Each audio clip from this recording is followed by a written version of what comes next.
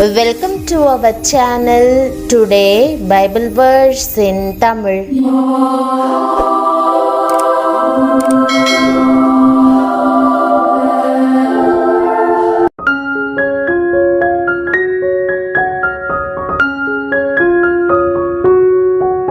இன்றைய வசனம் சங்கீதம் 128:5.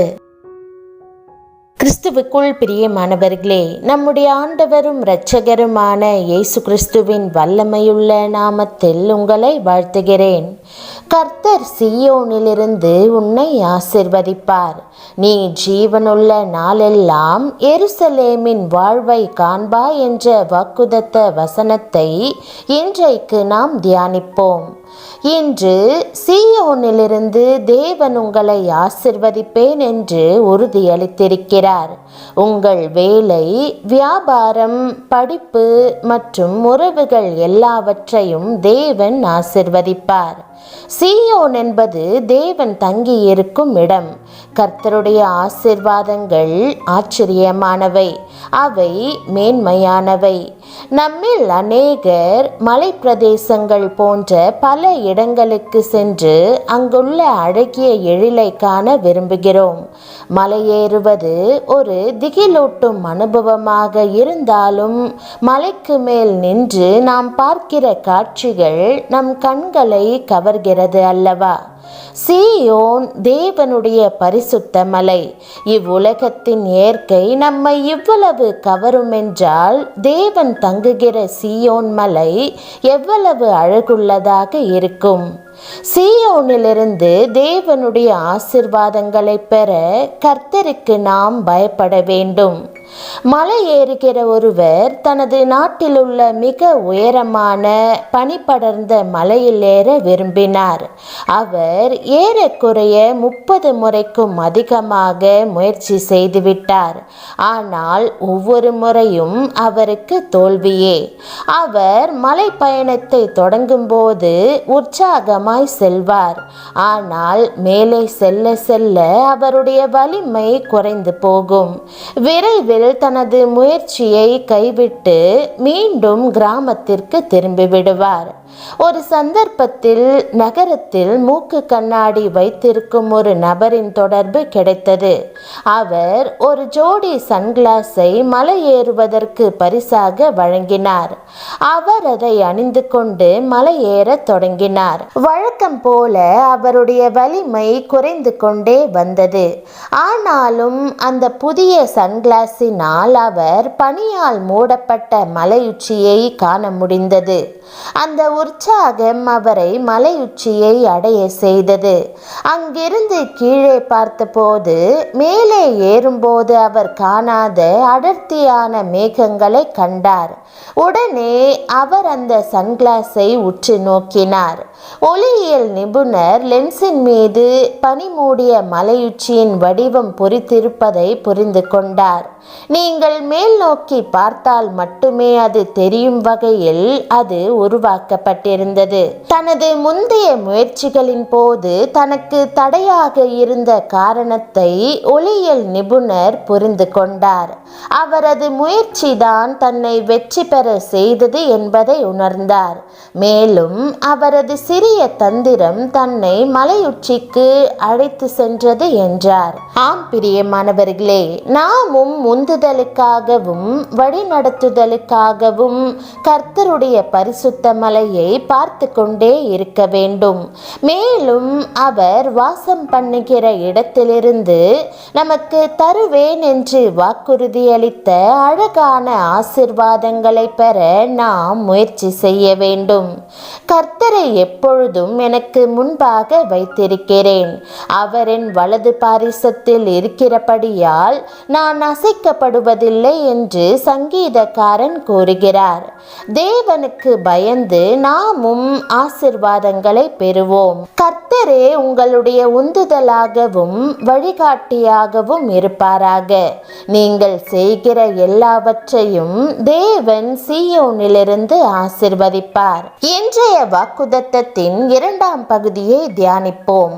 சில ஆசிர்வாதங்கள் சாதாரண மக்களால் புரிந்து கொள்ள முடியாத தேவ ரகசியம்.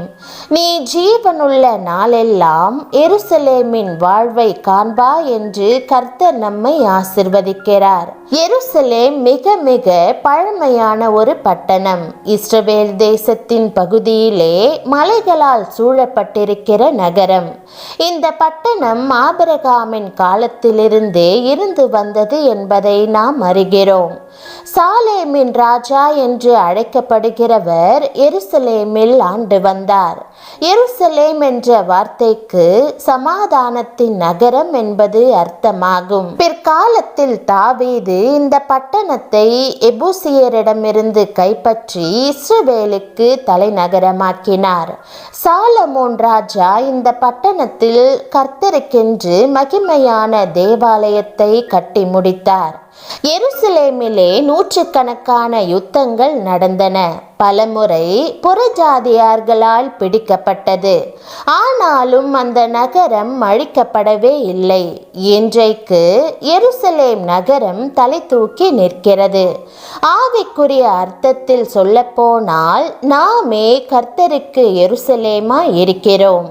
நம்மை தேவனுடைய ஆலயமாய் ஒப்பு கொடுத்திருக்கிறதினால் கர்த்தர் நமக்குள் வாசம் செய்கிறார். பரிசுத்த ஆவியானவர் ஒருவனுக்குள் வாசம் செய்கிற வாழ்வுதான் மேலான வாழ்வு. ஆகவேதான் கர்த்தர் நீ எருசலேமின் வாழ்வை காண்பா என்று சொல்லுகிறார். நித்தியத்திலே கர்த்தர் நமக்கென்று ஆயத்தமாக்கின பட்டணத்திற்கு பெயர் சூட்டும் போது எருசலேமை நினைவு கூர்ந்தார். ஆகவே அந்த பட்டணத்திற்கு பரம எருசலேம் என்று பெயர் வைத்தார். அந்த நகரம் எத்தனை அழகாய் இருக்கும் என்று சற்று சிந்தித்து பாருங்கள். அப்போஸ்தலனாகிய யோவான் அந்த நகரத்தை கண்குளிர கண்டார். யோவானாகிய நான் புதிய எருசலேமாகிய பரிசுத்த நகரத்தை தேவனிடத்தினின்று பரலோகத்தை விட்டு இறங்கி வர கண்டேன். அது தன் புருஷனுக்காக அலங்கரிக்கப்பட்ட மணவாட்டியைப் போல ஆயத்தமாக்கப்பட்டிருந்தது. உலக பிரகாரமான எருசலேமானாலும் சரி, நமக்குள் நிற்கும் எருசலேமானாலும் சரி, நித்திய எருசலேமானாலும் சரி, அதனுடைய வாழ்வு கர்த்தரால் வருகிற வாழ்வாகும்.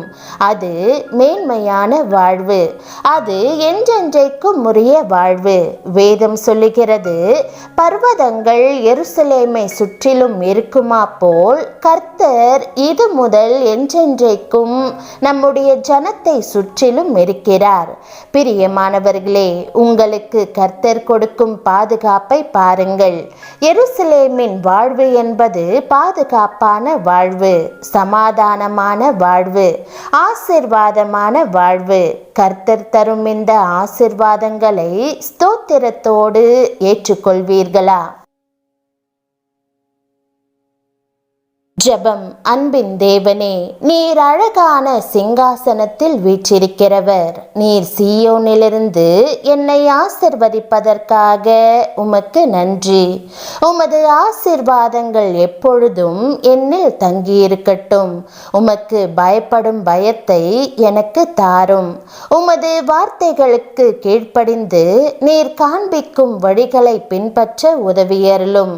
என் வாழ்நாள் முழுவதும் உமது ஆசீர்வாதங்களை நான் அனுபவித்து மற்றவர்களுக்கும் ஆசீர்வாதமாயிருக்க கிருபை செய்தருளும். இயேசுவின் நாமத்தில் ஜெபிக்கிறேன் நல்ல பிதாவே, ஆமேன். தேவனுடைய நாமம் மகிமைப்படுவதாக. ஆமேன்.